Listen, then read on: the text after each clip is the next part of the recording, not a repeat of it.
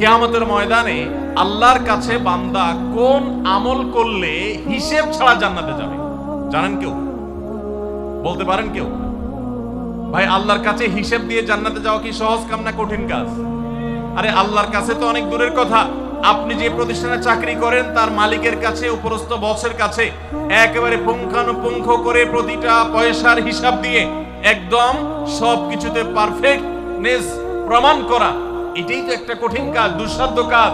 সেখানে সারা জীবনের হিসাব আল্লাহর কাছে দিয়ে পাই পাই করে তারপর আপনি জান্নাতে যাবেন, বিষয়টা এত সহজ না। তাহলে হিসেব ছাড়া আল্লাহ তাআলা এমনিতে বলবেন হিসাব নাই, তোমাকে এমনি জান্নাতে দিলাম, এটা চান আপনারা? দেখুন কোরআনে কারীম আল্লাহ তাআলা বলছেন, ইন্নামা ইউওয়াফাস সাবিরুনা আজরাহুম বিগাইরি হিসাব।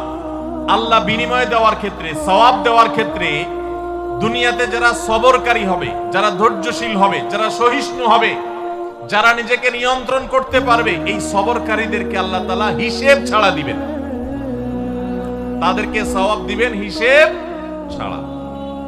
তাহলে আপনি যখন আপনার কর্মস্থলে থাকবেন আপনাকে ধৈর্য ধারণ করতে হবে। আপনি যখন পাবলিক পরিবহনে উঠবেন আপনার মাথা ঠান্ডা রাখতে হবে। আপনি যখন আপনার বাসা বাড়িতে থাকবেন আপনার মাথা ঠান্ডা থাকতে হবে।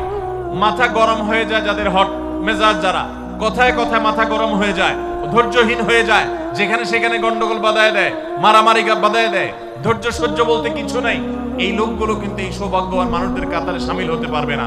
ঠিক একই ভাবে দাম্পত্য জীবনে সুখী হতে হলে সবর এবং শকর, এই দুইটা মূল মন্ত্রের কোনো বিকল্প পথ খোলা নেই। সেটা স্বামীর জন্য প্রযোজ্য, স্ত্রীর জন্য প্রযোজ্য। স্বামী হিসাবে আপনি স্ত্রীর অনেক অনিয়মতা দেখতে পাবেন, অনেক কিছু দেখতে পাবেন, আপনার আকাঙ্ক্ষা, আপনার চাহিদা প্রত্যাশার বিপরীত, আপনাকে সবর করতে হবে। ভাইরা আমার, আমাদের প্রিয় নবী সাল্লাল্লাহু আলাইহি সাল্লামের দাম্পত্য জীবনে কিন্তু টুনটান সমস্যা হয়েছে। আপনারা মনে করতে পারেন নবী সাল্লাল্লাহু আলাইহি সাল্লামের ঘর, ওনার স্ত্রীগণ সাহাবী, তারা উম্মুল মুমিনিন আমাদের মা, এত মর্যাদাবান মানুষ তারা, তাদের আবার ঝামেলা হয়েছে। ভাই, দাম্পত্য জীবনে টুকটাক সমস্যা তাদেরও হয়েছে। প্রিয় নবী সাল্লাল্লাহু আলাইহি সাল্লাম নিজে একদিন বাসা ছেড়ে মসজিদে নববীতে এসে মন খারাপ করে বসেছিলেন, তিনি বাসায় যাচ্ছেন না, অভিমান করে। ওমর রাদিয়াল্লাহু তাআলা আনহু বিষয়টা বুঝতে পেরে, তার মেয়ে যেহেতু নবী সাল্লাল্লাহু আলাইহি সাল্লামের স্ত্রী, তিনি সেখানে গিয়ে ভেতরে প্রবেশ করে তার সাথে কথা বলে তথ্য উদ্ঘাটন করে সেটা মিটমাট করার ব্যবস্থা করেছেন। স্বয়ং নবী করিম সাল্লাল্লাহু আলাইহি সাল্লামের জামাতা, ইসলামের চতুর্থ খলিফা আলী রাদিয়াল্লাহু তাআলা আনহু, তার মতে এত মর্যাদাবান মানুষ, তার ঘরে স্ত্রী হিসাবে আছেন কে? মুহাম্মদ সাল্লাল্লাহু আলাইহি সাল্লামের মেয়ে, জান্নাতে নারীদের সর্দার ফাতিমা রাদিয়াল্লাহু তাআলা আনহা।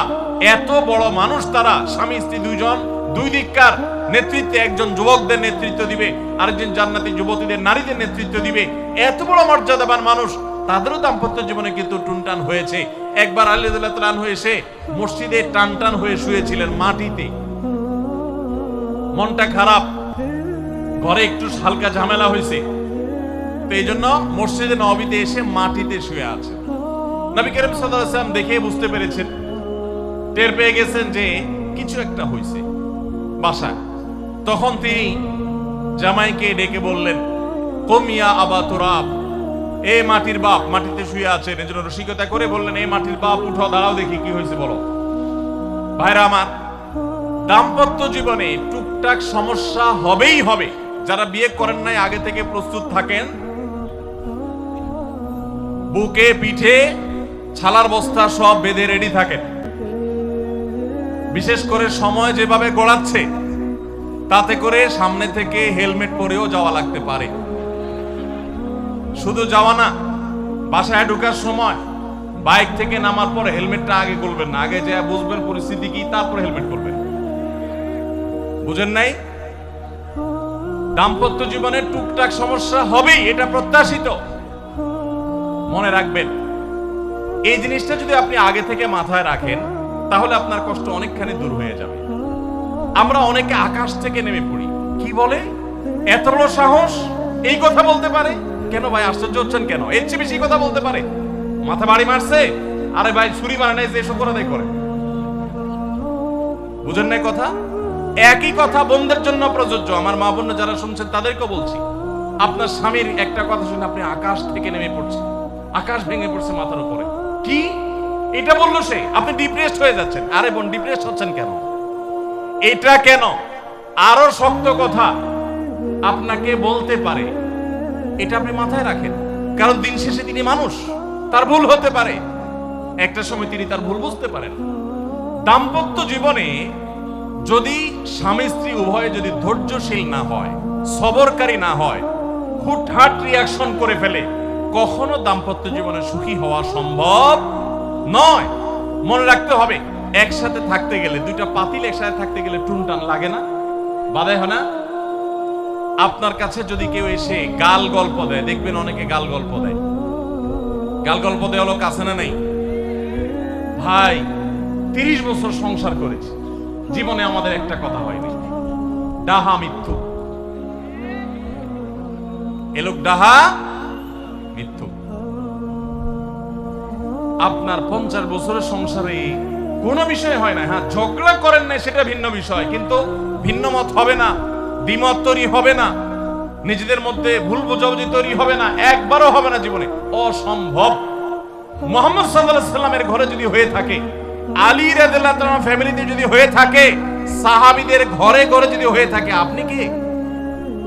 মনে রাখবেন, এই সমস্ত ডাহা মিথ্যা কথা শুনে আপনি চিন্তা করেন, হায় হায় রে, তাহলে আমার বউটা এত ডাইনি। আর মহিলা চিন্তা করে, আমি স্বামীটা এত মানুষ, কত বড় ডাকাত। দেখো, তার স্বামী স্ত্রী জীবনে কোনো কথা হয় না, আর আমার স্বামী ডেইলি একবার মা বাপ তুলে না গালিগালাজ করলে তার বাটা পেটে ব্যথা জমায় না। এই সমস্যাগুলো আছে না নাই? ভাইরা আমার, সবর করার জন্য, সবর করা সহজ হবে আগে থেকে যদি প্রস্তুত থাকেন যে এই সমস্যা হবে। আশরাফ আলী থানভী রাহমাতুল্লাহর নাম শুনছেন আপনারা? ভারত মহাদেশের এমন একজন আলেম ছিলেন, খুব বিচক্ষণ মানুষ ছিলেন, অনেক বিদগ্ধ মানুষ ছিলেন, অনেক বড় আল্লাহওয়ালা ছিলেন, নেককার মানুষ ছিলেন। তো থানভী রাহমাতুল্লাহর কাছে এক লোক এসে বলল, হুজুর, আমার বাসায় যখনই যাই দরজাটা খুলতে দেরি, আমার মাথার উপরে আকাশ ভেঙে পড়তে দেরি নেই। যেটাই করি, বাজার করে এনে তার হাতে দিলেও রাগ, রাখলেও রাগ, আমার সাথে সারাদিন শুধু ঘেউ ঘেউ করে, আর সহ্য করতে পারি না। আমার কোনো দোয়া দুরুদ আমল শিখায় দেন যে আমার এই বাসার অত্যাচারটা যেন থামে। তো থানভী রাহমাতুল্লাহ বললেন যে, শোনো, তোমার একটা বুদ্ধি শিখাই দেই, দোয়া দুরুদ না। বুদ্ধি হলো, এখন থেকে বাসায় গিয়ে দরজা নক করবা, যে নক করার আগে 1 মিনিটের মোরাকাবা করবা। কি করবা? মোরাকাবা বুঝেন? ধ্যান। ধ্যান এটা কল্পনার জগতে ডুবে যাবা 1 মিনিটের জন্য, জাস্ট 60 সেকেন্ড। কি ধ্যান করবা?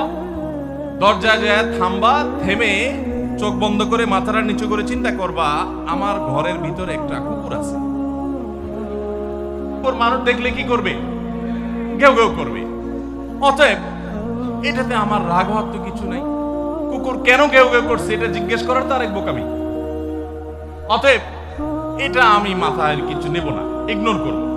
কুকুর থাকলে কুকুর তো ঘেউ ঘেউ করবেই, এটা চিন্তা করে এরপরে বিসমিল্লাহ পড়ে নক করবা। তো এই বুদ্ধি অনুযায়ী পরের দিন আসছে বাসা, আগে 1 মিনিট মোরাকাবা করছে, এরপরে দরজা নক করছে। যথারীতি দরজা খোলার পরেই শুরু হয়ে গেছে যুদ্ধ, ইউক্রেন রাশিয়া, এখন ইসরায়েল ইরান। যুদ্ধ শুরু হয়ে যাওয়ার পর এই লোক অন্যান্য দিন সেও টুকটাক রিয়াকশন করে, হাতাহাতি, বকাবকি, দুই পক্ষ থেকে টুকটাক হামলা পাল্টা হামলা হইতো।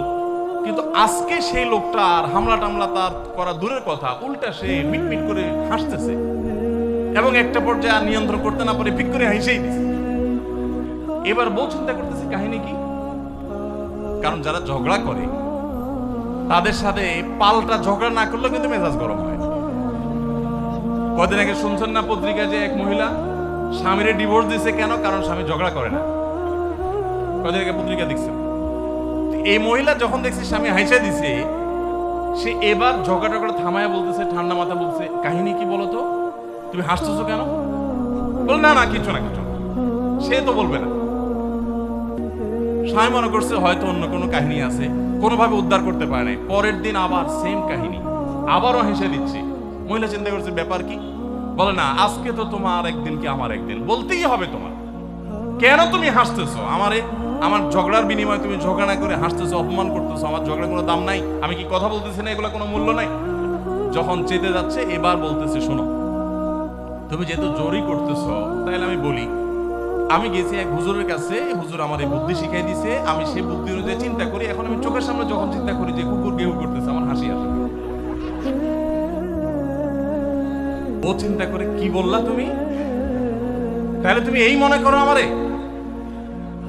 এবার থেকে বেচারে ঝগড়া করার আগেই তার থেমে যায়, চিন্তা করে হায় হায় আমি ঝগড়া করলে তো সে মনে মনে আমার ওইটা চিন্তা করে। বুঝতে পারছেন?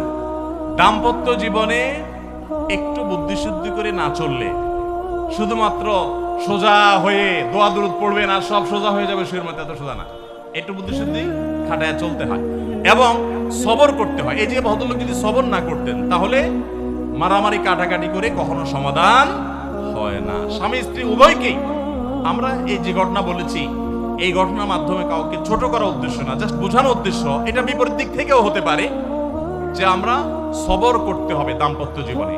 তাহলে আগে থেকে, যদি এই ঘটনা বলার উদ্দেশ্য হলো যে এই ভদ্রলোক আগে থেকে যখন অপেক্ষা করছেন যে হ্যাঁ অনাকাঙ্ক্ষিত কিছু হতেই পারে, তখন এটার জন্য প্রস্তুত থাকার কারণে আর তার ঝামেলা বাড়ে নাই, বরং কমছে। এখন আপনি যদি আগে থেকে প্রস্তুত থাকেন, দাম্পত্য জীবন টুকটাক সমস্যা হবেই। দুই ঘরের দুইজন মানুষ একসাথ হয়েছি, বহু কিছুতে গরমিল হবে। অতএব আমরা সবর করব, ধৈর্য ধারণ করব, ভালো দিনগুলো দেখব। প্রিয় নবী সাল্লাল্লাহু আলাইহি সাল্লাম বলেছেন, তুমি তোমার স্ত্রীর কোনো কিছু দেখে যদি রাগান্বিত হও, সে আপনাকে গালিগালাজ করে কিন্তু চরিত্রহীন না। অনেকের স্বামীটা খুব ভদ্র কিন্তু চরিত্রহীন, ব্যবহার ভালো করে চরিত্রহীন, তাদের কষ্ট আপনার চাইতে কম না। অনেকের স্বামী খুব ভদ্র কিন্তু বেকার, 2 পয়সা কামাই করতে পারে না, সারাদিন ঘরে বসে বসে খায় আর শ্বশুরবাড়ি থেকে যৌতুক এনে না খায়, নিশ্চয় আপনি তার চাইতে ভালো আছেন। মানুষ এভাবে যখন ভালো দিকগুলো চিন্তা করবে, তখন তার ভিতরে শুকর আসবে। তাহলে দাম্পত্য জীবনে সুখ শান্তির জন্য তৃতীয় করণীয় হলো সবর এবং শুকরের চর্চা করা। আল্লাহ আমাদের সবাইকে তৌফিক দান করুন।